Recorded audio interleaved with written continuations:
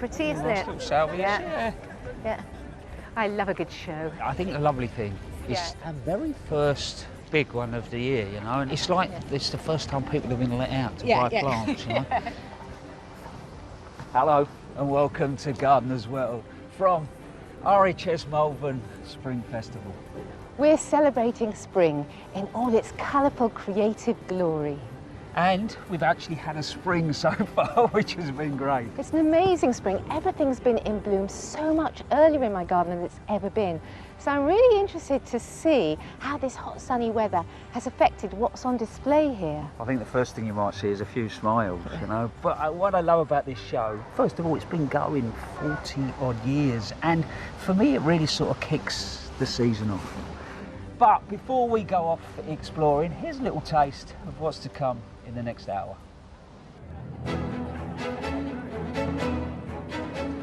Could there be a more glorious backdrop for our very first flower show of the season? Oozing all the charm of a quintessential rural fair, the Malvern Spring Festival is a fabulous floral celebration. It's a real gardener's show. It's full of take-home advice. I just feel like it's such an earthy trendsetter. The show gardens are crammed with fresh ideas to inspire, and we'll be following the journey of one designer as she realises a dream of bringing her very first show garden to Malvern. Malvern is the pinnacle. It's the coolest of all of the shows, I think, which is why I chose it. The heart of the show has to be the floral marquee, packed with rarities, seasonal colour, scent. At this time of the year, it's enough to take your breath away. Surrounded by all these beautiful blooms, this is my spring highlight. Each year, one nursery is chosen as master grower, and we'll be meeting this year's nominated nurserywoman and her collection of seasonal stars. To me, Camassia means spring. I am completely mesmerised by them and have been for nearly 30 years. And we'll meet the Floral Marquee's youngest exhibitor, making his debut at the show. Are you taking it all? Yeah. Oh, I need all of it. Oh my goodness. One of the newest exhibits to the show is the incredibly popular Festival of Houseplants. Lush displays, rare gems. This is the place where houseplants get the spotlight they deserve. And that's just the beginning. All of it set against this stunning landscape. Right, Sue, there's loads to see. We must crack on. Let's dive straight into the show garden. Come on then, which is that way. Yep.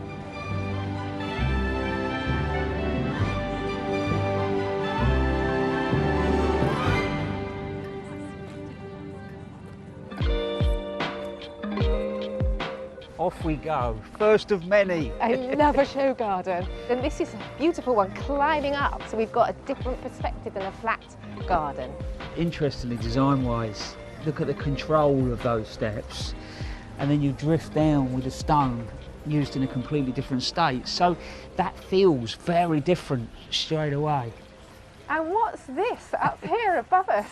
It actually looks like a sail, doesn't it? Yeah. And you follow it back in, and it's connected there, look, to the pens. So as that moves, that creates that piece of art. And this is such a beautiful wind-capturing garden, and I'm beginning to realise I don't make the most of wind in my garden. Because you can see, if you've got a light canopy, you know, of the trees, they move so beautifully. We can see that acer over there, can't we? I think what you've done is what a lot of us do. You've moved in there and thought, I've got to deal with the wind. So we deal with it in a practical way. So we start to filter the wind, because instantly we want to feel more comfortable. But you're right, then it's a matter of finding the balance as to, yeah, but how can I get the best out of the wind? This is quite beautiful, isn't it? It's sort of, you've got the sound and a little bit of movement that just leads your eye down. Here, what I love is the acers, and then you go down a layer. There's just some good old hard-working shrubs, things like Berberis, viburnums, which become great backdrops for the other planting. I love a hard worker. You and me both. Yeah, and I love the way you can come down and see it at all different levels. And that's just nice following that water down as well, isn't it?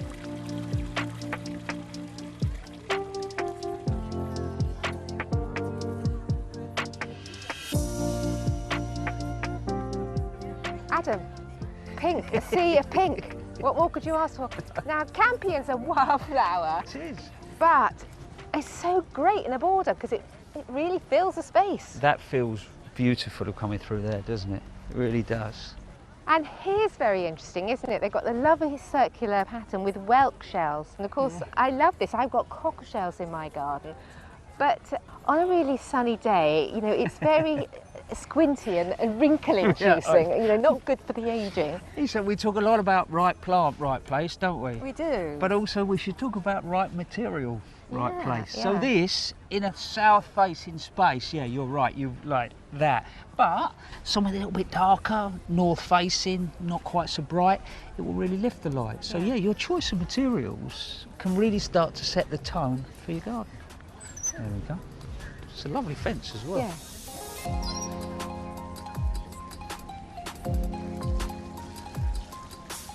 This is lovely. Beautiful old bit of craft. It's very evocative of a walk I've just done through the Cotswolds, and lots of the churches had these beautiful structures, and lots of the villages had these wonderful rills. And I love the way we've got this little geomite actually sort of enhances the stone, and the stone enhances the planting. And I can smell a lilac, and that's a very small lilac, isn't it? Ideal for a small garden. I think that's Palabin, and it's got lovely little flowers, and it's a, you know, a compact shrub. I think the last thing with this is the way that they've used water. You know, if you are going to use water through your garden, here we've got the sound. You know, up the end there, they're dropping water. Then it comes across the ford, that changes the way it feels, and then there's a moment of calm. So you can think about creating slightly different atmospheres, you know, throughout your space just by using these elements in different ways. And I love the way the side slopes, so that if you did just want to walk in and paddle your feet, you can. I knew you were going to say that.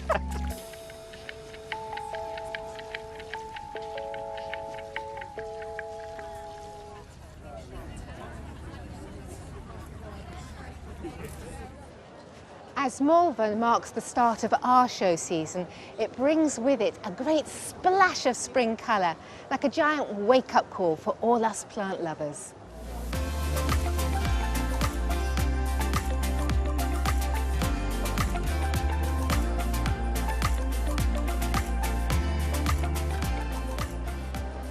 Fuchsias.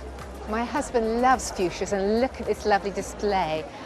I'm loving your display, it's really brilliant. I'm looking for a big red flowery fuchsia that is hardy. So I love the purple patch one. Purple patch isn't fully hardy, but you can get away with it if you plant it deep and mulch it over. So are there any others that are suitable, more hardy? Yes, absolutely. So up at the top there we've got garden news and delicate purple. That's nice. They'll take -17 in the ground, no problem at all. Oh, that's well-drained soil, they'll be perfect. less of a risk then. Yeah, absolutely, yeah. definitely. Thank you so much for your help. See you later.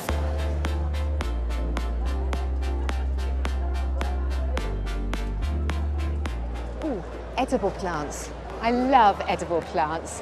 What a wonderful, interesting display, but the thing that's picking out to me is the double pink hawthorn. And you can eat the leaves and you can eat the berries.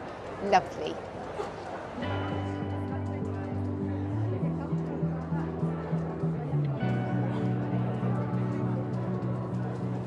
I'm just going to stop here because I've seen the perfect pink that I've been looking for ages.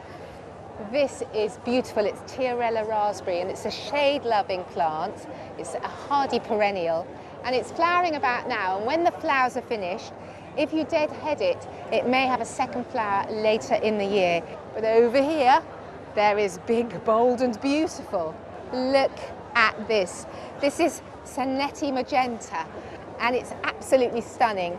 It's half hardy really in this country. If you pop it in a greenhouse, you'll probably be able to overwinter it, but treat it as an annual, and it'll spread and it'll grow through your border as long as you keep deadheading it through the summer. And it's absolutely beautiful, and it's sort of toned down slightly here by this lovely Lychnis, which is a perennial. The two together look an absolute picture.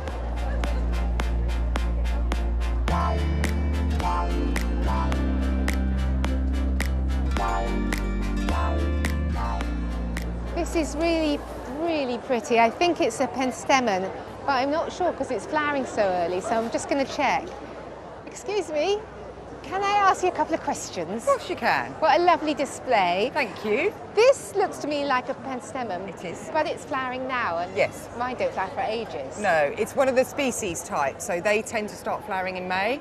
They don't go on as far into the autumn as the hybrids. Generally grow to about 3 foot tall, so really, really lovely. And the flowers open gently from the bottom up on the stem, and they're also evergreen. I love Jacob's ladder. I've seen them in Yes. other people's gardens, but I've never grown them myself. So could you give me a little bit of Yeah, advice? absolutely. Full sun, really, particularly for this variety, which will get really bronze, sort of purpley foliage if it is in full sun. They flower for absolutely ages. Oh, that's what I want. And will the leaves die back completely in winter? Yes, that Right. will completely disappear. So if you're doing gardening, just mark where it is so you don't lose it. Yeah, lovely. Thank you very much for your help. That's all right, Thank no you. problem. Thank you.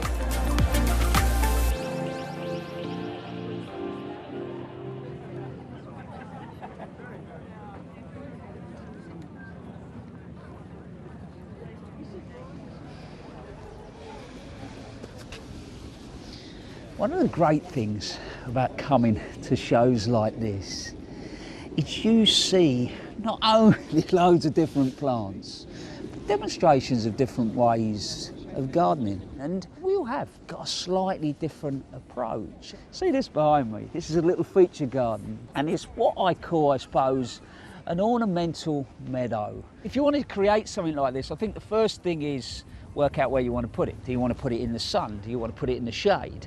Is your soil sandy? Is it clay? Then that gives you a guide as to the type of plants. Well, here, semi-shade going into sun. And the way that this has been built is, first of all, the grasses, so the verticals have gone in. So you've got things like the melica, and then there's some lugula in here, but then also things like the linum. And then work those around. And then probably a couple of stronger clumps. So something like the cirsium, and then here we've got Iris sibirica, but they're going to be there all the time, they're reliable. And then if you look at the rest of the planting, it's either short-lived perennial or even a couple of annuals. So you've got the poppies in here, you've got the foxgloves in here, there's Baltic parsley, you know, there's the cow parsley.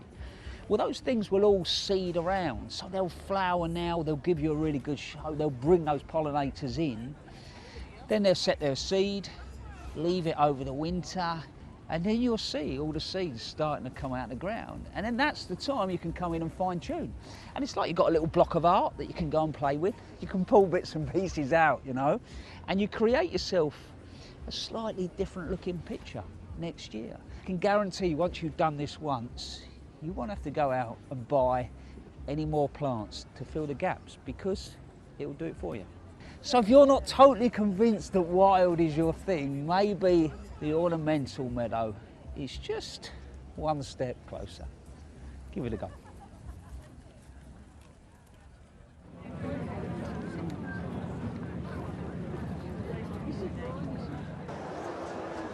I get a real buzz from being in the floral marquee. Apart from the stunning floral displays, it's an opportunity to get advice from expert growers from across the country. And there's one particular expert I want to learn from this year for my own garden.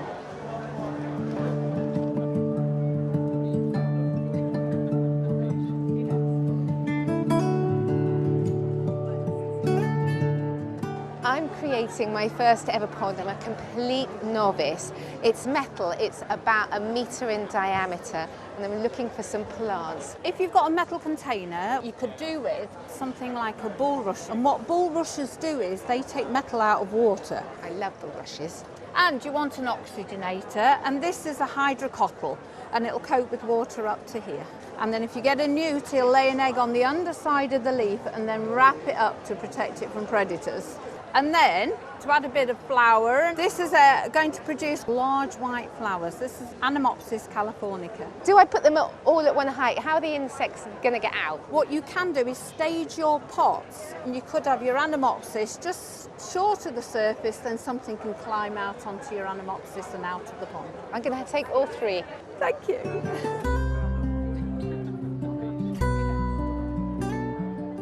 Every year, the RHS shines a spotlight on a standout specialist grower. And just a few days ago, we visited this year's master grower, who holds the national collection of a spring showstopper.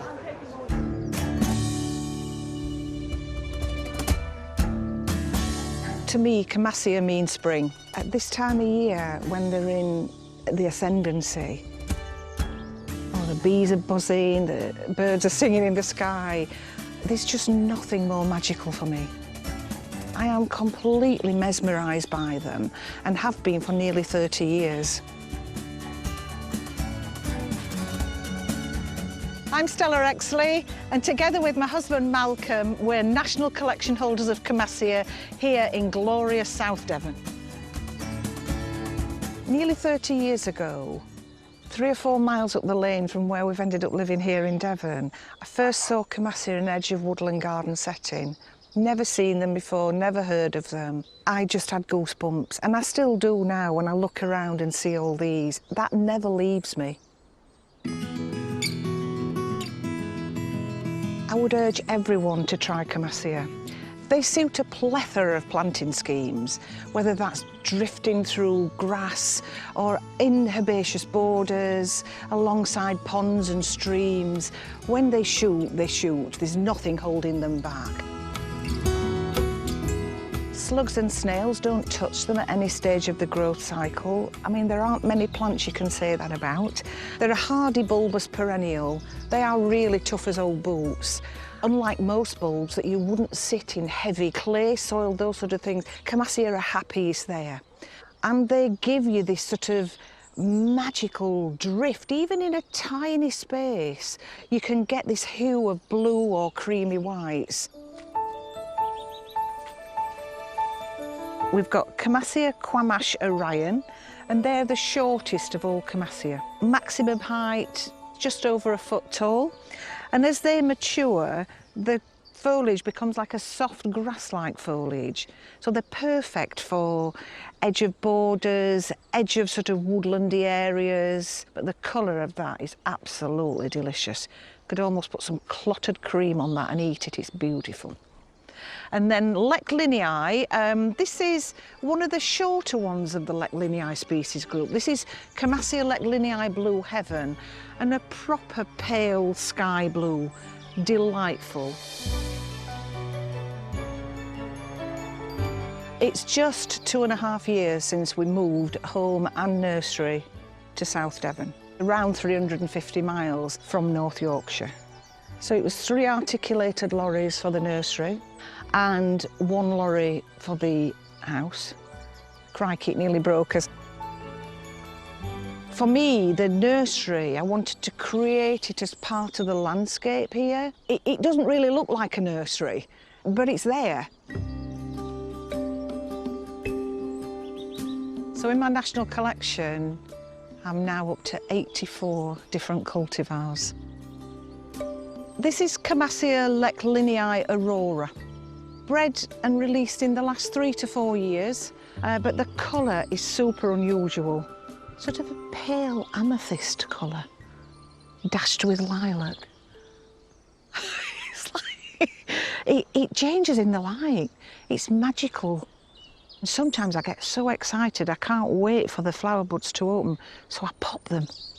I pop them to release them, like a child on Christmas Eve. I'm sure I shouldn't do that, but I can't help myself.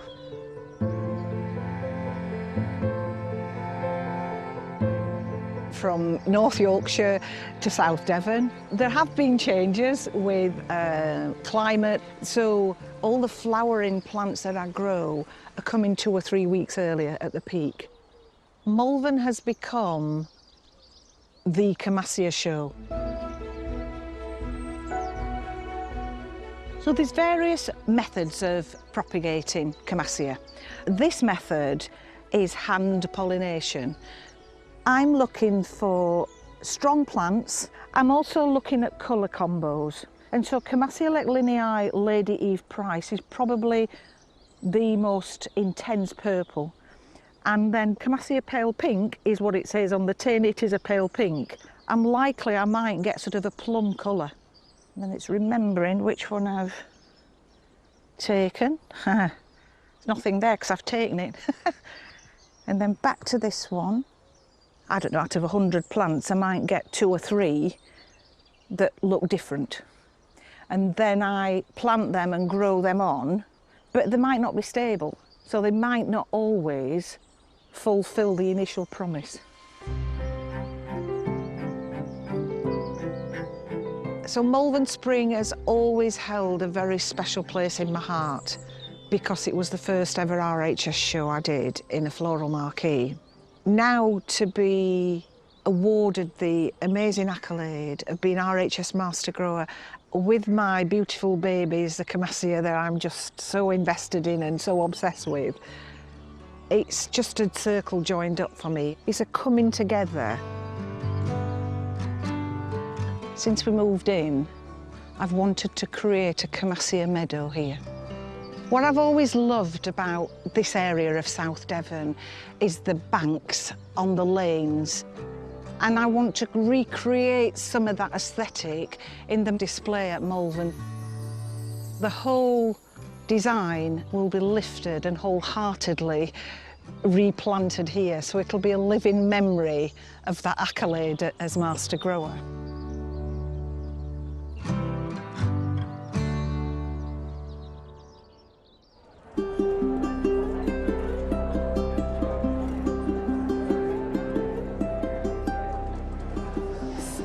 What a magnificent meadow display. Are you pleased? Absolutely delighted, thrilled, thank you. You should be, it's fabulous. And as I'm looking around, I can see Camassias that are already flowering, Camassias that are just starting to flower, and Camassias that are yet to do their thing. Camassia flowering period is sort of 8 to 10 weeks, but not one cultivar will flower for that length of time. So if you've got several different cultivars, you can certainly eke out 8 to 10 weeks with Camassia flowering. How can I increase my stock? Really easily, Sue. They clump up vegetatively underground, but if you want to speed that process up, when you've got a decent sized clump, you can chop them, split the clump, lift them and plant them in an area a little bit further away to extend your planting area, but get them back in the ground as quickly as possible because they really don't want to be away from the moisture for very long. And as they die back, what would you use as like a succession or distraction? A really great one is this filipendula, red umbrellas, and that becomes quite a large architectural statement. So as that's coming up, the Camassia are dying back, you've got masking of the ugly stage, if you like. Congratulations on your Master Grower. How do you feel about that? I'm delighted, I'm proud, just joyous. I think it's very well deserved. Well done. Thank you, Sue. Thank you.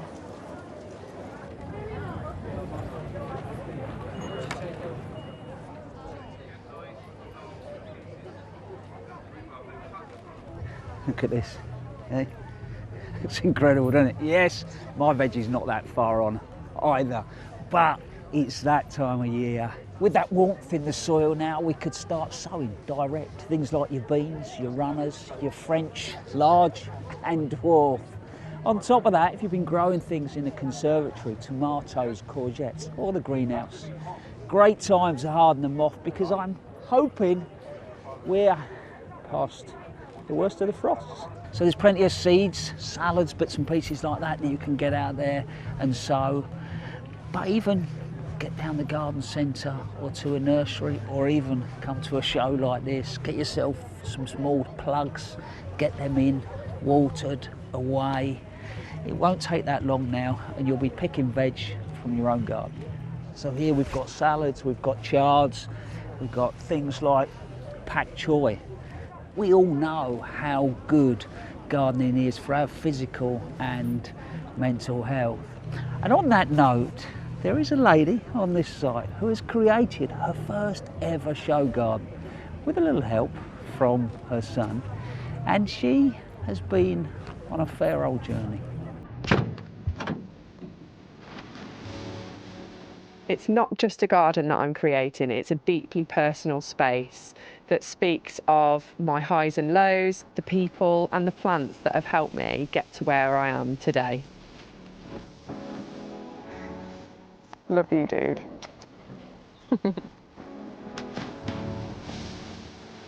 My name's Kate Mason and this will be, when it's finished, my first ever RHS show garden. The basic premise of this garden is to educate people how to look after tropical plants in a UK climate. And it's a fusion between tropical plants and cottage garden plants. We've got 10 days, like 10 days left, and I can't quite get over that. We've got some of the plants here, but some of them are still at home. We've got to go and fetch another load today. It's a hard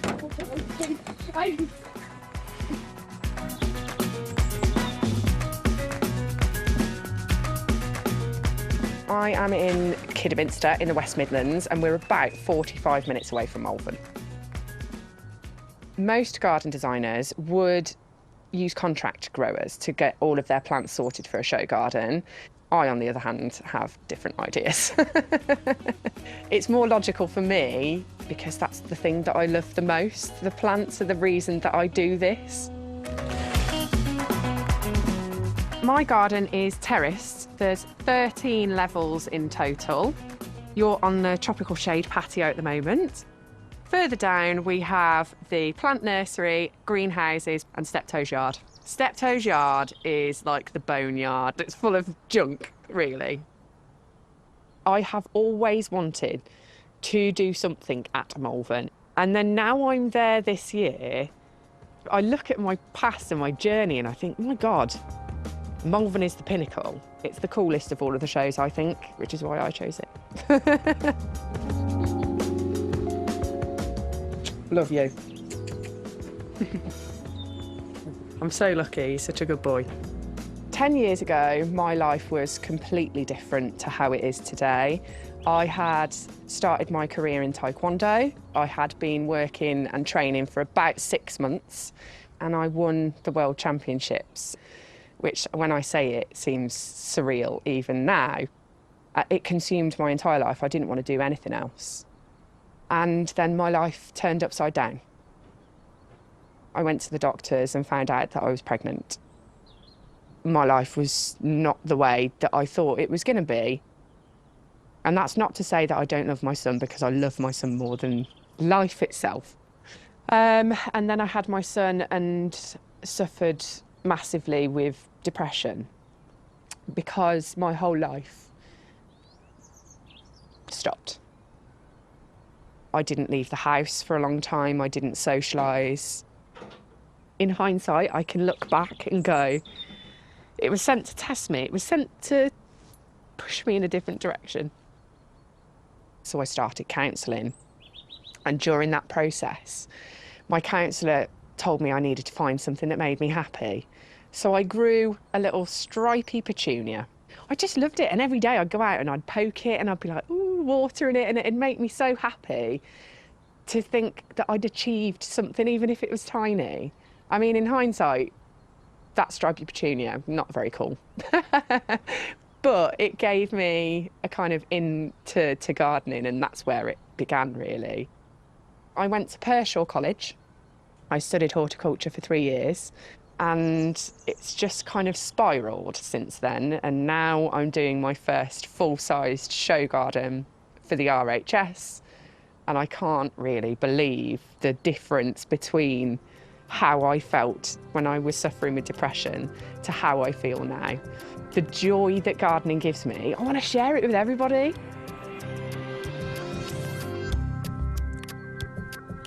The design inspiration behind my garden is Maslow's hierarchy of needs, which is a theory that helps you to achieve self-actualisation or happiness. It's in a pyramid form, and at the very base you start off with your basic essentials, so air, water, food and warmth. This is Persicaria Purple Fantasy. It kind of looks how my brain felt when I first started my mental health journey. This plant is so totally hardy. You can leave it outside all winter. It will die back completely and happily regrow the following year with no care, other than a little bit of water and feed every now and then. As you move up the pyramid, you look at self-esteem, and that section of the garden is represented by the raised beds, because you have to have a little bit of self-belief in order to look after all of these temperamental plants. This is Tetrapanax papyrifera rex, and this is a Chinese rice paper plant. I love it because its leaves look like great big T-Rex footprints. You can just leave it in the ground over winter and it will be quite happy. You can overwinter them if you want to in the greenhouse, and you'll get them in leaf like this much earlier in the season. But up behind me, you can see the tetrapanax that haven't been overwintered. They're just little sticks at the moment, but within a week or two, they'll have started to leaf up. The very tip of the pyramid is self-actualisation or happiness. And you can look down the pyramid and look at your progress and go, gosh, when I first started, I couldn't leave the sofa. But now I'm out in my garden on a daily basis, planting things, growing things, believing that sowing that tiny seed will eventually work out. This is Begonia luxurians. This plant is right at the top of the pyramid, and that is because it needs overwintering. In the winter, it has to be somewhere frost-free. But I use it as an annual plant in my garden, so I take it out over the summer and I put it into a shady corner, and it gets massive. And it turns your kind of cornery, shady bit into a proper jungle, because I mean, how jungly does that look? The best. Love it. The list of people who are helping me with this project is massive. They're my emotional support, they're my build team, they're my friends, they're my family, and I really do owe all of these people and all of these plants absolutely everything, because my dreams are about to come true.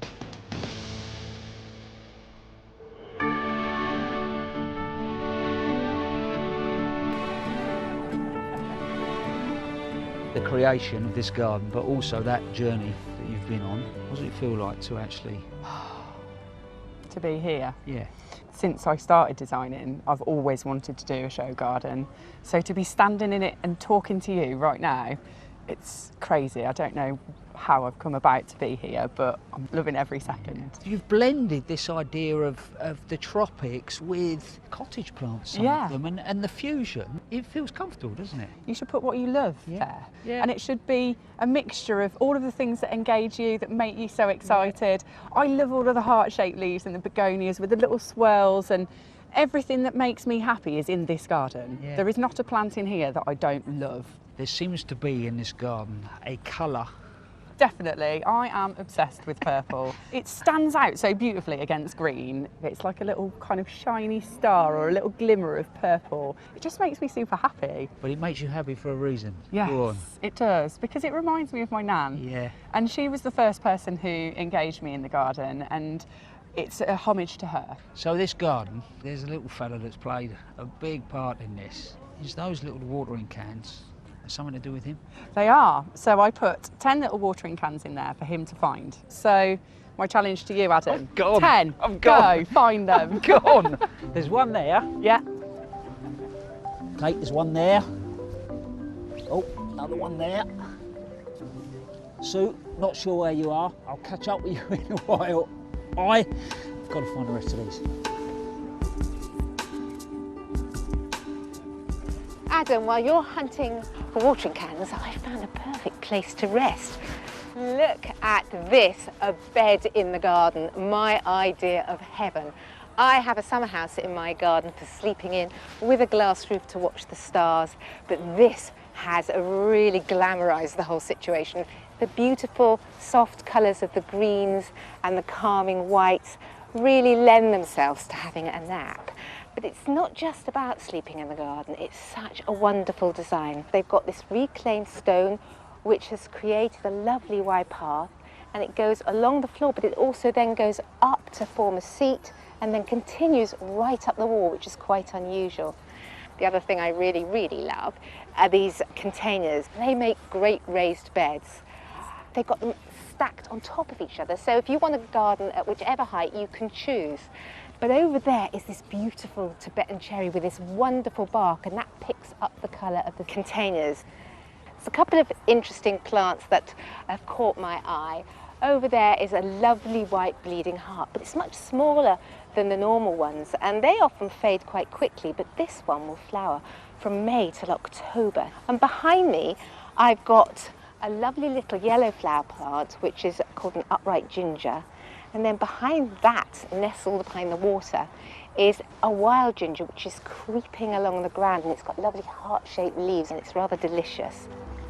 All in all, this garden is very calming. It's sleep-inducing, in fact, and it's really worked rather well on me. So I'm going to take the opportunity to have 40 winks.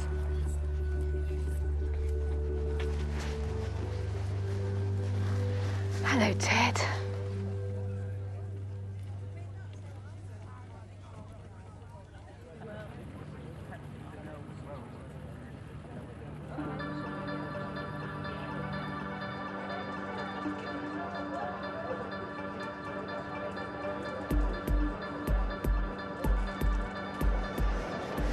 Hello, Adam. Hello. I thought I would never see you again. I know a lady that likes a kip. I do love a kip, but I didn't want to miss the houseplants. It's amazing. Tell you what, I've had a bit of a wander. Right. It's really cool. I didn't get here last year, and this is the second year, isn't it? It is the second year, and this year it's being judged, so the pressure's really on. But also you feel like with houseplants, you know, in the gardening world, it feels like the new rock and roll. Yeah, it does, and I'm running to catch up, to be honest. Come on, let's go and have a look. Yeah, get educated, that's what I'm going to do.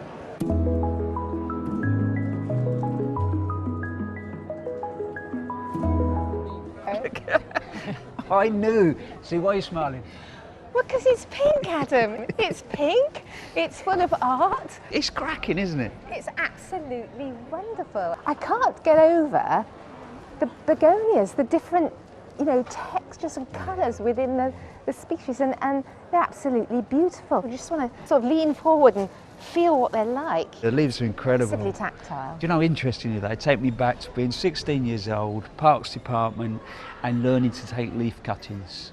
And something like the Streptocarpus, and to be fair, the begonias, a great group of plants if you wanted to start off with one or two and then start to propagate and develop your own. So, you know, quite a cost-effective way of building a collection as well. Quite easy for a beginner. Yeah, definitely. And Streptocarpus, there's lots of flowers now, but what about for the whole year? Some of these you can buy will flower their hearts out probably for nearly 12 months if you feed them and keep them going. So great value, you know, if you want a little pink in your life every day. Every day. And of course, if you're an artist, you've got that lift of creativity that all this colour brings you. And what's lovely, you can create different atmospheres in different spaces. Should we go and find some more atmospheres? Come on.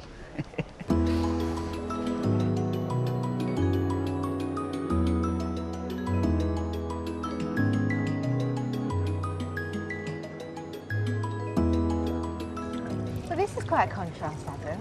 It is. How do you feel? I feel so calm. I've just stepped in, I'm shocked how different I feel in here. And the water in the background. It's a lovely noise, isn't it? But I'm just amazed. They've got everything right, like the lighting, the silver birch lights, that, you know, these trunks that look like have got bark texture on it. Those straight lines then pick up in the back wall, and the straight lines. Look at that, all right? So that's a snake fern. Yeah. Look at the foliage.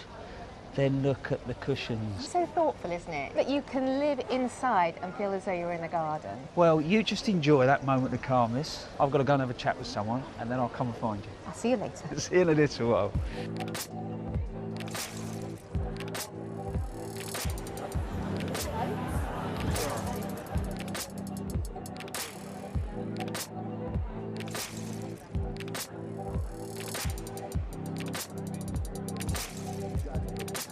Oh, yeah. Welcome to the sanctuary. Thank you. You look like you're sat in a music video. I'm rocking it out. I'm looking at this. This looks proper designery. Well, you know what? I thought I should try and see if it was in me. So practically, someone wants to do something like this, how would we maintain it? Maintaining's easy. I think a very large spray can, if you don't want to keep walking in and out, and put some music on, walk in here, immerse yourself in this sanctuary of senses and smells, and literally spray down all of the plants. And then obviously just thinking about light levels. Yeah, so, well, if this was an outdoor room, let's say kind of type of greenhouse, you wouldn't need to worry about light levels, you just need to spray it down. But like here, what we're using is an LED grow light panel, and that will give enough light to sustain these. The moss itself, it's a humid environment, it's got the mister over the top, so it keeps it nice and green and fresh, but every week or so you'd sort of spray it down. But that is also part of being immersed in this. It's quite a tranquil experience whilst looking after everything. Beautifully put, my friend. Beautifully put.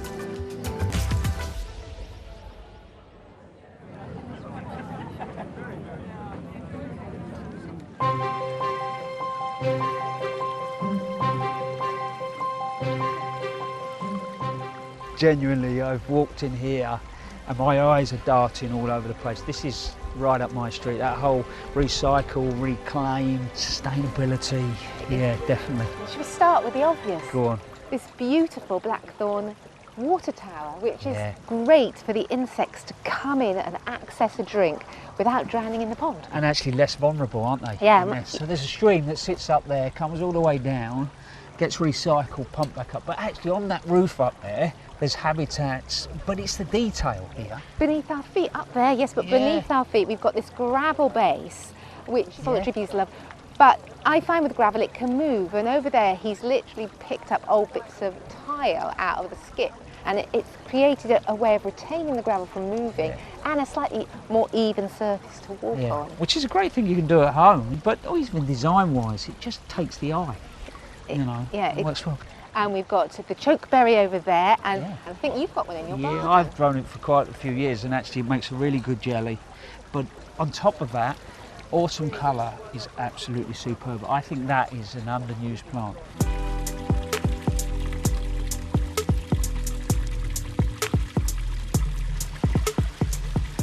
Straight away, you walk in and you get the sense that this design has been really thought through. It has, isn't it? It's all about water education because there are 5 million homes in the UK that are affected by flooding, and this is full of ideas on how to help us. Yeah, well, you start straight from the surfaces. Apart from this, every other surface look is permeable.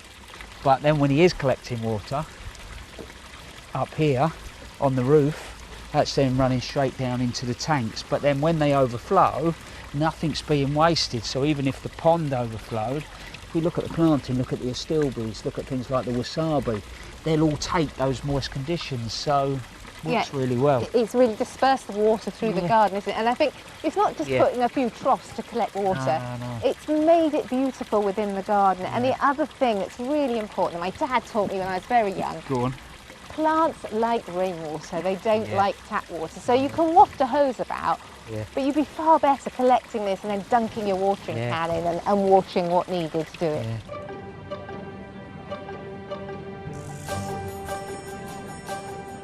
It's interesting, isn't it? Because we've just walked in lots of gardens that instantly feel like gardens, whereas this has got that public space feel about it. It is going into to create a little bit of a garden in a part of Newport, Mady, which is the least green space you'll see, and it's on a major road junction. So straight away you explain that, I see this in a very different way, and that says that gardens, you know, they do sit in their settings, don't they? So the mural at the back there, that then will work well.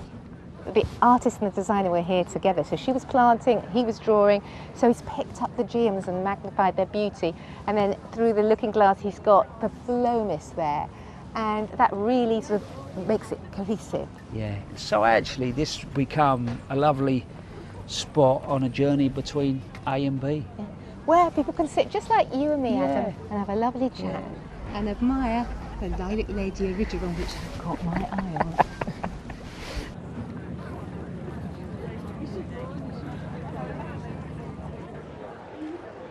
After a long, hard winter, is there anything more glorious than beautiful spring flower?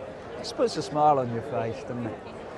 But added to that, the other thing that I love about spring and coming to the show is catching up with all the growers.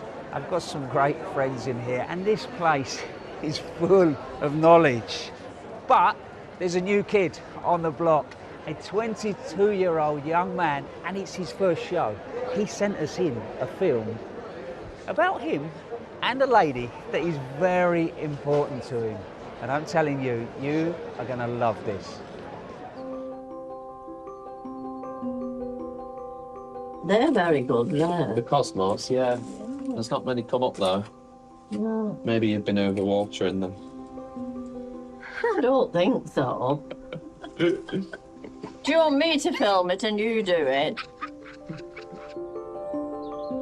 I'm here in my grandma's garden where it all started for me. I've always grown plants with my grandma ever since I could walk. I'll probably repot them now. Yeah, once they've had some feed. Give them some feed. Yeah, they should come up nicely.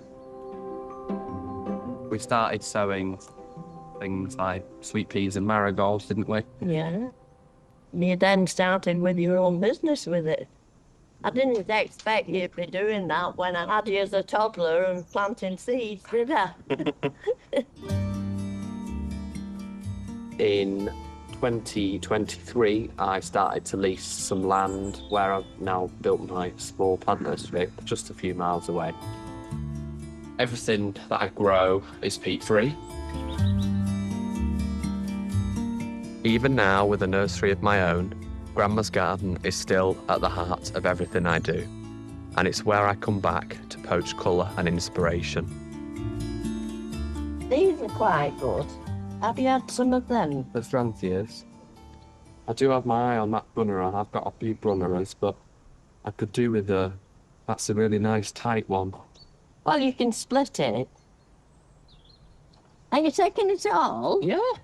Oh, I need all of it. Oh my goodness.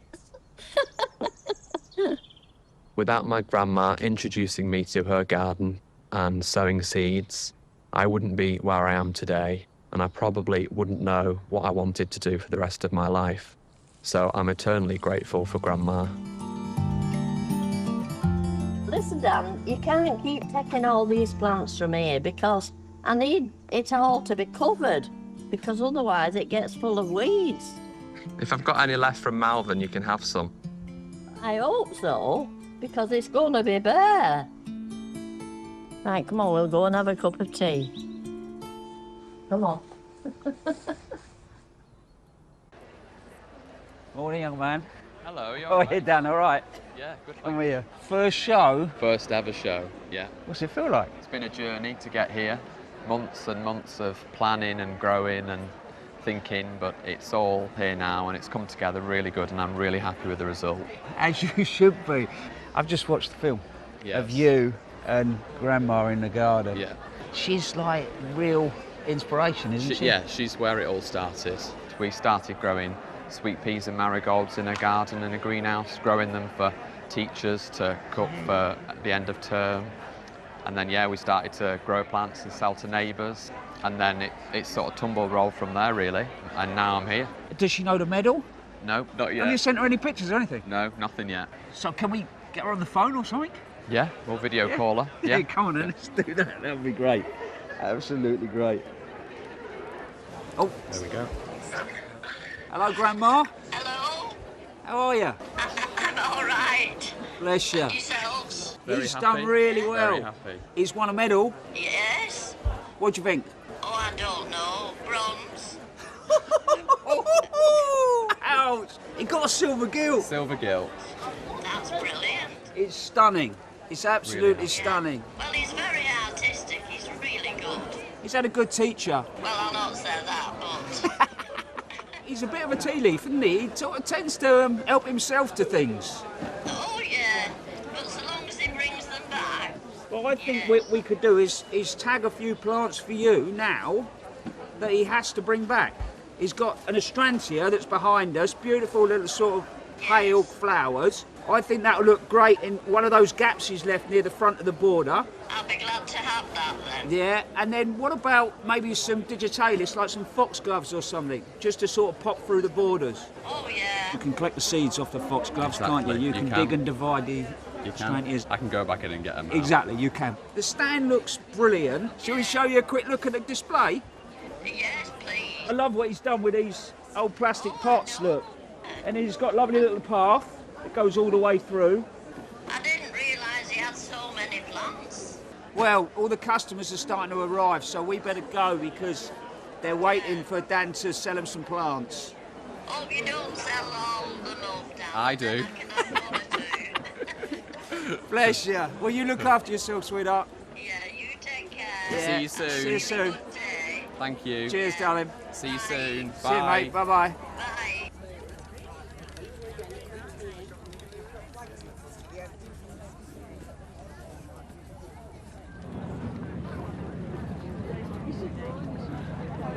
Well, you look like the cat that's got the cream. I am.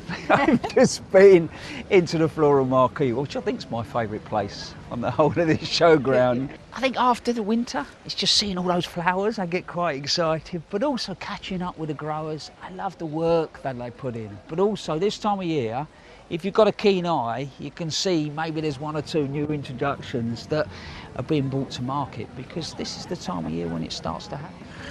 So you may have heard in the news today, a new rose has been unveiled by RHS and Harkness Roses. And it's a plant family that's very close to Rachel's heart. And the reason why this one's so special is the cause that it supports. So you can imagine Rachel's excitement when she got an exclusive invitation to go and find out a little bit more about this very special rose. Gardening has always been a huge part of my life, but it's about so much more than nurturing plants and making a beautiful garden, because gardening is also so good for you on many levels, your physical health, your mental health, and I really experienced that for myself firsthand a few years ago when, like Her Royal Highness the Princess of Wales, I was undergoing cancer treatment, and I was so grateful that I was already a gardener and was supported by all that nature has to offer. Like me, Her Royal Highness has always been passionate about engaging people with the outdoors, both in gardens and in the natural world. And to celebrate the healing power of gardening, the RHS have named a new rose after Her Royal Highness the Princess of Wales, and it's been specially bred, hidden away here in Hertfordshire until today. I've come to meet Philip Harkness, who has led the team in creating this exciting new introduction. Oh, Philip. Hi, Rachel. Oh, this is very beautiful. Does it have a name? It does. It's called Catherine's Rose. Oh, that's lovely. And it is a floribunda shrub? It's a floribunda, yep. It grows 1.1 metres tall, about 90 centimetres wide. But what's really special is the way it flowers. The iridescence of this petal, look at it, the colour of there, it's just shining at you. Yes. And if we open that, you see it has an epidermis at the back, which has a range of pigments in. There's an epidermis on the top of the petal, and then you've got this white section in the middle. And the white section is the bit that makes it reflective. And it's just a thing of beauty. It is absolutely gorgeous. Can you tell me a bit about its parentage? Where has all this beauty come from? As a plant, it's got a fascinating breeding heritage. We go back to some German varieties which are quite old, but things like Fragrant Cloud, which gave a lot of perfume. We've got that without the disease. It's got some heritage from New Zealand, which is Sexy Rexy, which is where all these buds come from. And it's got a lot of the Harkness breeding, where we have focused so much on health and plant vigour. Can I smell it? It's not very open. You'll get some perfume. Oh, yes, you can, even though it's quite tight in bud still. It's extraordinary how it manages to get out. It's really exciting. Yeah. I know you do a lot of breeding here. Can you show me how you go about that? I'd absolutely love to. Excellent.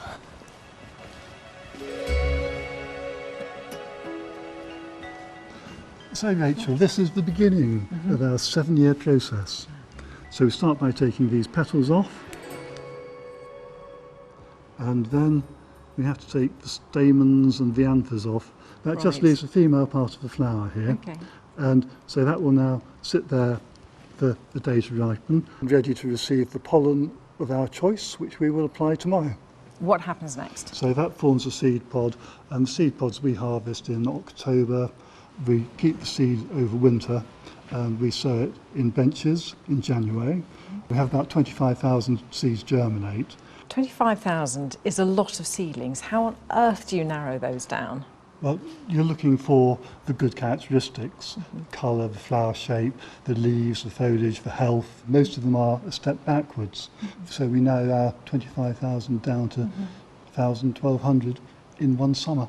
What's the next thing? Well, they spent their first summer in the glasshouse benches. We then take them outside. Okay, Can we go? Yes, Yeah. let's.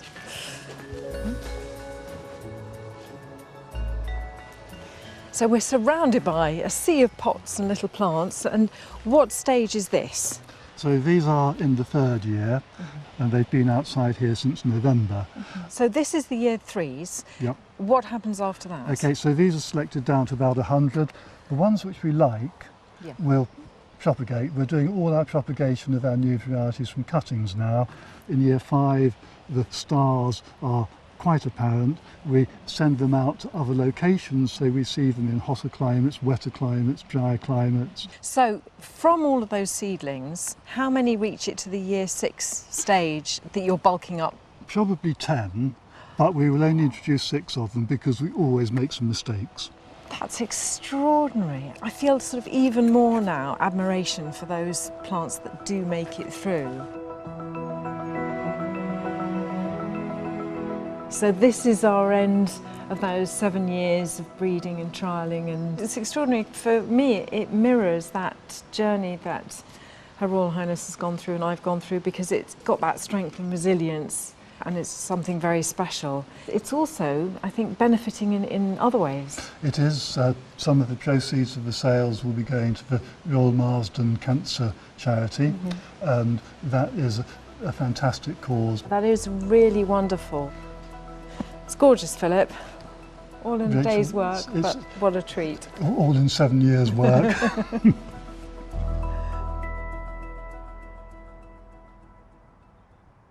That is a really lovely classic rose, and we'll be able to see it because it's going to be on display at Chelsea. It certainly will, so none of us will have to wait very long, because the BBC coverage starts Sunday the 18th of May. And yes, that rose will be there.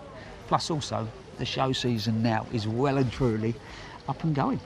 Bring it on.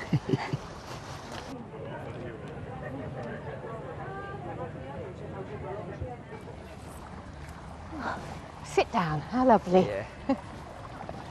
Weight of the feet. A lovely civilised way to finish, well, what I think, a lovely day. What about you? It's been a wonderful, wonderful day. It's just a marvellous show. So, give me a colour that's jumped out at you over the show. Well, it might surprise you, but it's shades of blue. Yeah, and a plant? Camassia. And you? I knew you were going to say that. I think if I had to pick one highlight, it was meeting Dan, a new grower in there, 22 years old, first show, he's won a silver gilt, and he's there engaging with the public. And for me, watching that new blood come through, absolutely magical. Lovely. Yeah. Well, that's all we've got time for this evening. And if you want to visit RHS Malvern Spring Festival, you've still got plenty of time because it's open until Sunday. And it's a lovely day out. Monty will be back next week at Longmeadow. In the meantime, look after yourselves. Bye for now. Goodbye. From begonias to busy lizzies, creative combinations from the gardener's world, Flower Thesaurus available now. And the search is on for Scotland's Home of the Year, Country Cottage or Seaside Suntrap. Press red to watch on iPlayer. The twists and turns come to an end next, the series finale of Black Snow.